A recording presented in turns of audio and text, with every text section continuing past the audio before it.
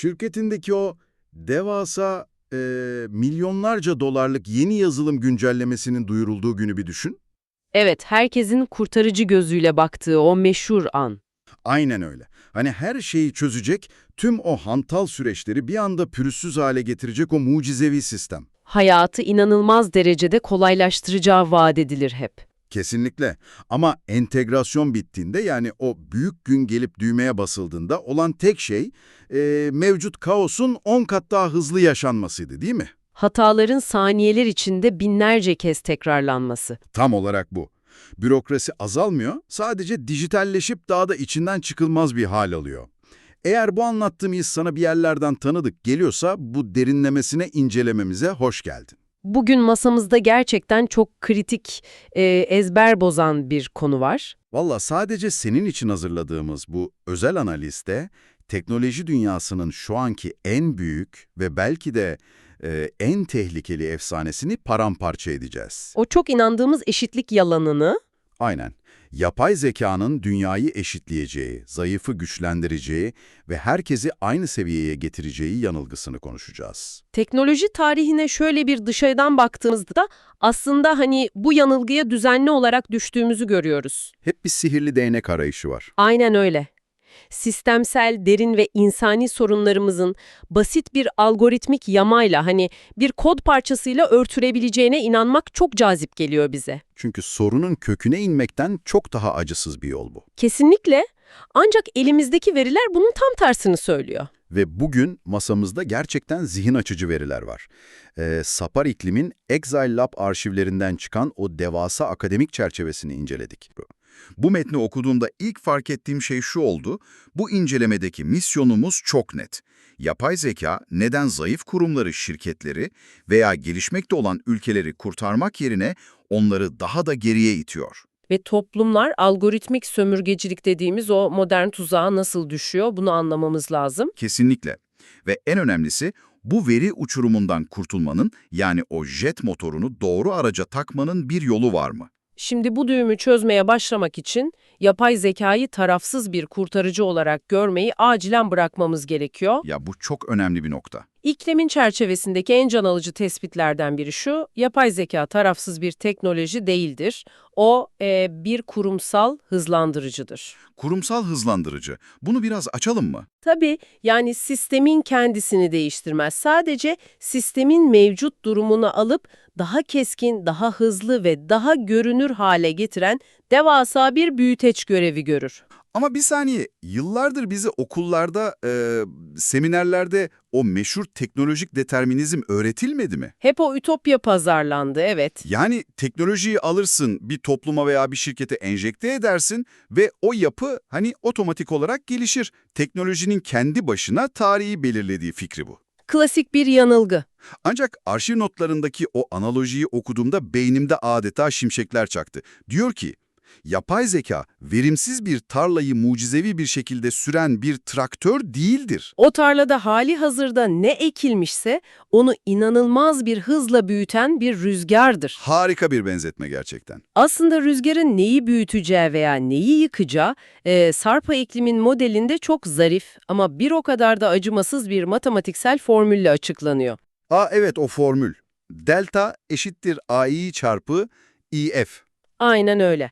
Burada delta kurumsal değişimin o dönüşümün hızını temsil ediyor. AI ise yapay zeka entegrasyonunun yoğunluğunu. Ve işin bütün sırrını barındıran o IF kısmı var. Yani kurumsal uygunluk değeri. Kesinlikle bütün sistem bu değerin üzerinde yükseliyor veya çöküyor. İşte o kurumsal uygunluk kısmı bütün o teknoloji utopyasını bir anda darmadağın ediyor.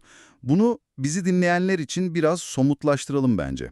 Harika olur. Diyelim ki dinleyicimizin çalıştığı şirkette veya yaşadığı ülkede IF puanı sıfırdan büyük. Yani kurumlar şeffaf, veriler düzenli tutuluyor, liyakat işliyor. O senaryoda yapay zeka entegrasyonu gerçekten bir mucize gibi görünür. Rüzgar doğrudan yelkenleri doldurur. Sistem şeffaf olduğu için yapay zeka doğru veriyi çeker, değil mi? Aynen öyle. Süreçleri inanılmaz bir hızda ivmelendirir, verimliliği katlar, şirket veya ülke kelimenin tam anlamıyla uçuşa geçer. Ancak madalyonun diğer yüzü çok karanlık. Eğer kurumsal uygunluk puanı sıfırın altındaysa işler değişiyor. Kesinlikle. Yani kurumlar yozlaşmışsa, hani veriler kapalı kapılar ardında gizleniyorsa, kararlar veriye değil de adam kayırmaya dayanıyorsa, O zaman o rüzgar yelkeni doldurmaz. Kökleri zaten çürük olan o ağacı şiddetle devirir. çok acımasız bir gerçek bu. Yapay zeka o bozuk sistemin hatalarını, bürokrasisini ve yozlaşmasını ivmelendirir. Kötü verilerle eğitilen modeller felaket kararlar alır. Ve bu kararlar saniyeler içinde binlerce kez uygulanır. Sosyolojideki o matta etkisinin yapay zeka çağındaki karşılığı tam olarak budur işte. Robert Merton'un o meşhur teorisi değil mi? Kimde varsa ona daha çok verilecek, kimde yoksa elindeki de alınacak. Ta kendisi. Yapay zeka, dünyadaki güç dengesizliğini kapatan bir köprü değil, onu devasa bir uçuruma dönüştüren bir takoz işlevi görüyor. Peki neden tam olarak böyle oluyor? Çünkü güçlü kurumlar bağımsız araştırma merkezleri kurar. Bu merkezler inanılmaz kalitede veri setleri oluşturur. Bu temiz ve büyük veriler mükemmel yapay zeka modelleri yaratır. Ve bu modellerde milyarlarca dolarlık yeni yatırımı çeker. Aynen öyle. Zayıf kurumlar ise bu döngüye veri üreterek bile katılamaz. Sonuç olarak zayıf olan sadece yerinde saymaz, güçlü olan ışık hızına çıktığı için zayıfın elindeki o kısıtlı rekabet gücü de sıfırlanır. Tamam, burada biraz şeytanın avukatlığını yapmak istiyorum. Tabii buyur. Çünkü bu tablo bana biraz fazla karamsar geliyor. Tarih boyunca gelişmekte olan ülkeler dijital teknolojileri kullanarak aradaki o sanayi devrimi farkını sıçrayarak kapatmadılar mı? Yani İngilizce tabiriyle leapfrogging dedikleri olay. It's leapfrogging. Mesela Afrika'nın büyük bölümünde veya Asya'nın kırsalında o pahalı bakır kablolu sabit hatları kurmakla hiç uğraşmadılar. Doğrudan baz istasyonları dikip mobil iletişim çağına atladılar. Doğru, çok net bir örnektir bu. Peki neden mesela kaynaklarımızın odaklandığı Orta Asya ülkeleri aynı sıçramayı yapay zeka ile yapamıyor? Gidip en iyi bilgisayarları alıp neden sürece dahil olamıyorlar? Çok mantıklı bir itiraz bu. Ancak yapay zekayı bir akıllı telefon veya baz istasyonuyla aynı kategoriye koymak ölümcül bir hata olur. Neden farklı ki? İkisi de teknoloji sonuçta. Çünkü bu bizi doğrudan dijital uçurum teorisinin 3. seviyesine götürüyor. Eskiden dijital uçurum sadece donanımsaldı. Yani cihazın var mı yok mu meselesi. Aynen. 1. seviye şuydu, internete bağlanan bir cihaza sahip misin? 2. seviye bilişseldi. Bu cihazı kullanacak temel becerin var mı? Birçok ülke bunları gerçekten sıçrayarak aştı ama. Aştı, doğru. Ancak yapay zeka çağında kuralları belirleyen şey 3. seviyedir.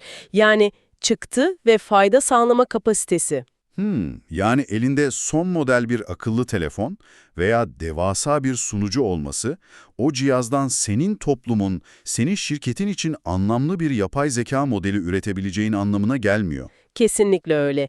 Yapay zekadan makro ölçekte fayda sağlamak için silikon çiplerden ziyade sağlam kurumsal yapılara ihtiyaç vardır. Kurumsal uygunluk meselesine geri döndük yine. Aynen.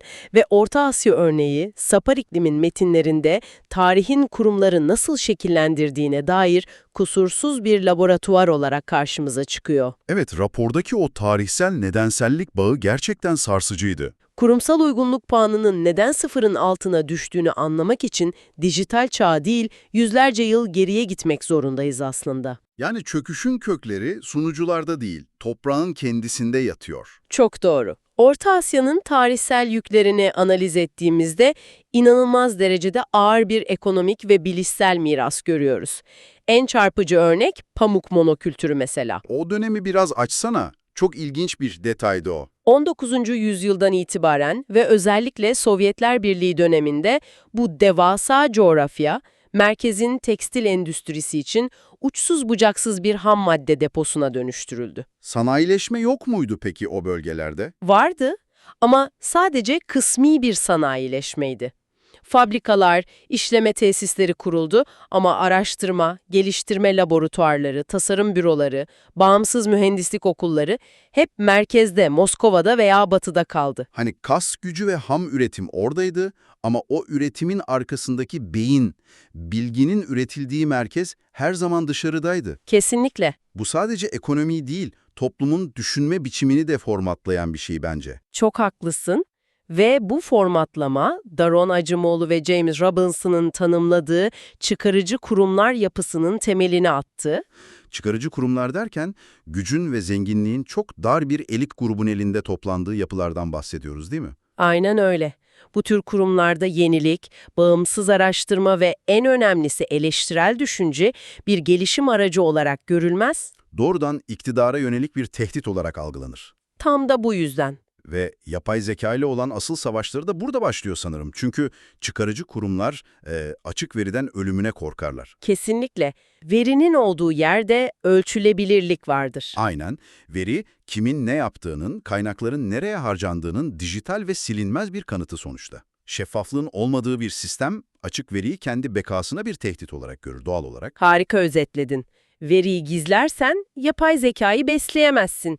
Yapay zeka açlıktan ölür. Sadece devlet kurumları veya şirket yapıları da değil işin kötüsü, eğitim sistemi de bu mantığa göre şekillenmiş. Çok doğru bir yere değindin. Kaynaklar bunu Sovyet döneminden miras kalan reprodüktif yani ezberci ve kopyalayıcı eğitim sistemi olarak tanımlıyor. Sorgulayan beyinler yerine otoriteyi sorgulamayan zihinler. Yukarıdan gelen talimatları kusursuzca tekrarlayan, ezberleyen nesiller.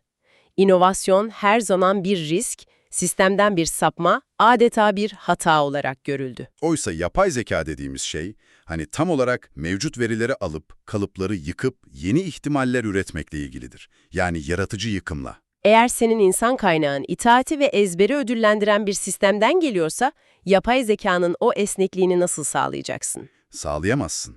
Kurumsal uygunluk puanın da eksilere düşer haliyle. Kendi verini üretemediğin için kendi yapay zeka modellerini de geliştiremezsin. Peki, kendi teknolojini üretemeyince ne olur? Bir yandan da o devasa küresel yapay zeka dalgasının altında kalma korkusu yaşarsın. Paniklersin ve hemen dışarıya yönelirsin. Dışarıya, yani bu teknolojiyi üreten merkezlere.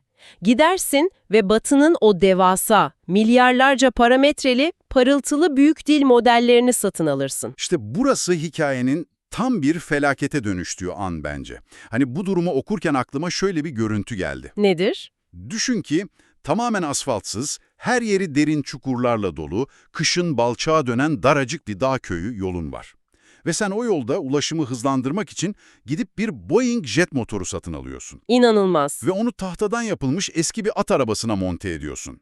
Yani ne olabilir ki? O jet motoru o tahta arabayı hızlandırmaz. Motoru çalıştırdığın ilk saniyede ortaya çıkan o devasa güç, arabanın zayıf iskeletini paramparça eder. Aynen öyle. Kaynaklarımız tam da bu mekanizmayı yetenek-güven ayrışması konseptiyle açıklıyor.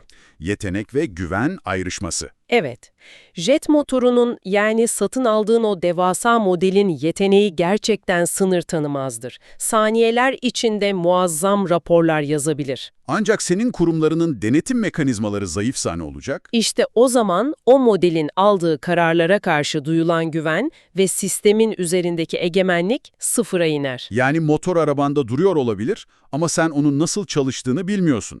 Yazılımına müdahale edemiyorsun. Bozulduğunda tamir edecek mühendisin de yok. Ve daha da beteri, hani o anahtar Silikon Vadisi'ndeki bir şirketin elinde. Yetenek tavan yaparken kontrol ve güven yerin dibine giriyor. Bu kontrol kaybını makro ölçekte, toplumlar düzeyinde düşündüğümüzde ise o iki büyük karanlık kavrama çarpıyoruz.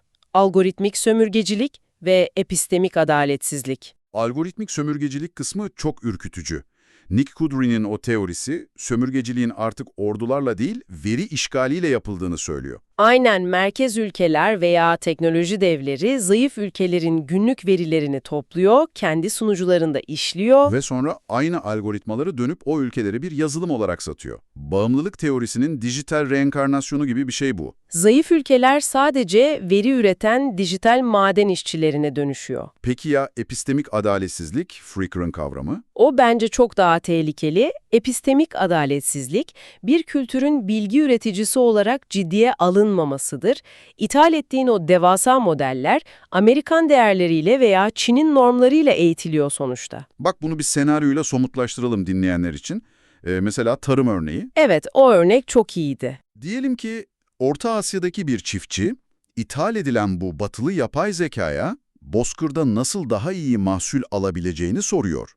Model saniyeler içinde devasa bir tavsiye listesi çıkarıyor. Ama o tavsiyeler tamamen Amerikan Orta Batısı'nın iklimine dayanıyor. Aynen. Önerilen gübreler, sulama takvimleri tamamen oranın verisi. Orta Asya'nın o kurak, yüzlerce yıllık bağlamsal tarım bilgisi, modele hiç yüklenmediği için yapay zeka onu yok sayıyor. Yerel bilgi algoritmanın süzgecinden geçemiyor ve buharlaşıyor resmen. Çok yerinde bir örnek bu. Teknoloji burada doğruluğun tek hakemi oluyor. Aynen öyle. Arşivlerdeki Orta Asya örnekleri bunu çok net kanıtlıyor. Mesela Özbekistan'ın başkenti Taşkent'teki o devasa yüz tanıma ve akıllı şehir sistemleri. Evet, altyapısı tamamen Çin'den ithal edilen sistemler. Sistem sokaklarda harika çalışıyor, yüzleri kusursuz eşleştiriyor. Ama yerel bir değer, bir kurumsal kapasite üretiyor mu? Kesinlikle hayır. Veri doğrudan Çin'in bulut sunucularına gidiyor. Algoritmalar bir kapalı kutu, yerel bir mühendis kodları inceleyemiyor bile. Veya o Kazakistan'daki devlet web sitelerine konulan chatbotlar var, güya dijitalleştik demek için. Sadece vitrinde duran dış kaynaklı yazılımlar. Buna literatürde tam olarak vitrin projeleri diyoruz zaten. Sadece derinleşen bir dışa bağımlılık ve veri sızıntısı kalıyor elde. Kesinlikle öyle. Peki, tüm bu karamsar tabloyu masaya yatırdık. Uçurum derinleşiyor, devasa modeller zayıf kurumları eziyor. Seni dinleyen ve belki de şu an şirketinin teknoloji stratejisini yöneten o dinleyicimize sormak istiyorum. Ne yapacağız? En kritik soru bu işte. Yani köy yolunda jet motoru kullanamıyoruz diye at arabasına geri mi döneceğiz? Teknolojiyi reddedemeyiz ki. Sapar iklimin notları bir çıkış kapısı gösteriyor mu? Gösteriyor evet. Çözüm o. Arşivlerdeki 4. teoride gizli. Simbiyojenetik ölçeklenme. Simbiyojenetik ölçeklenme biraz teknik duyuluyor. Ne demek bu? Yani devasa, tek parça modellerden vazgeçip küçük modellerin orkestrasyonuna yönelmek. Bunun mantığını anlamak için kurumsal uygunluk manifoldunu düşünmemiz lazım. Manifold derken bir nesneye çok boyutlu bakmaktan bahsediyoruz sanırım. Yani mesele sadece modelin ne kadar zeki olduğu değil, Aynen öyle. Bir modelin başarılı olması sadece yeteneğine bağlı değildir. Güven, maliyet ve egemenlik gibi 3 kritik eksen daha vardır. yani veri şeffaflığın düşükse, bütçen kısıtlıysa o trilyonlarca parametreli devasa sisteme güvenemezsin. Güvenemezsin. O 3 ekseni birden kırarsın. İşte simbiyojenetik ölçeklenme burada devreye girer. Devasa bir kara kutu yerine şeffaf, ucuz ve sadece belirli bir göreve odaklanmış küçük modeller kurarsın. Nasıl yani? Pratik olarak bu sistemin mimarisi nasıl çalışıyor? Mesela hastane için ayrı, tarım için ayrı bir yapay zeka mı kuruyoruz? Kesinlikle. Tamamen senin kendi sunucularında çalışan kapalı devre sistemler. Tarım modelini sadece senin son 50 yıllık toprak verinle eğitiyorsun. O model tıp bilmez ama senin toprağını herkesten iyi bilir. Sağlık modelini de kendi hastane kayıtlarına göre eğitiyorsun o zaman. Aynen öyle. Sonra bu uzman küçük modelleri API'ler aracılığıyla birbirine bağlıyorsun. Aralarında ortak yaşam temelli bir iletişim kuruyorsun. Tıpkı bir senfoni orkestrası gibi. Harika bir benzetme. Yani her müzisyen sadece kendi enstrümanının ustası ama ortaya kusursuz bir senfoni çıkıyor. Üstelik keman yanlış nota basarsa sorunun nerede olduğunu hemen bulursun. Şeffaflık geri geliyor, maliyet düşüyor ve en önemlisi egemenlik sende kalıyor. Orta Asya gibi bölgelerin bu krizle başa çıkabilmesinin tek yolu budur. Dışarıdan sihirli bir kutu beklemek yerine kendi zekalarını inşa etmek. Gerçekten ufuk açıcı bir vizyon bu. O zaman bugünkü bu analizimizi toparlayalım yavaş yavaş. Yapay zeka, dünyaya gökten inen ve adaletsizliği silen sihirli bir değnek değilmiş. Kesinlikle değil. O sadece kurumlarımızın, eğitim sistemimizin ve şeffaflığımızın acımasız bir aynası. Hatalarımızı saniyeler içinde çoğaltan devasa bir büyüteç. Hazır olmayanları uçuruma iten, hazır olanları zirveye taşıyan bir rüzgar. Sapar iklimin o müthiş analojisi. Tam da bu yüzden şu an bizi dinleyen sana çok kışkırtıcı bir düşünce bırakmak istiyorum. Belki de geleceğin yapay zeka yarışını en güçlü süper bilgisayarlara sahip olanlar kazanmayacak. Çok güçlü bir öngörü bu. Belki de bu devrimi birbirine en çok güvenen, şeffaflığı sistemin gücü olarak gören toplumlar kazanacaktır. Teknoloji sandığımız şey aslında tamamen sosyolojik ve kültürel bir sınavdır. Şimdi kendi şirketini veya kendi ülkeni bir düşün. Senin kurumların bu rüzgara gerçekten ne kadar hazır? Gerçekten bir yelkenin mi var yoksa kökleri çürümüş bir ağaç mısın?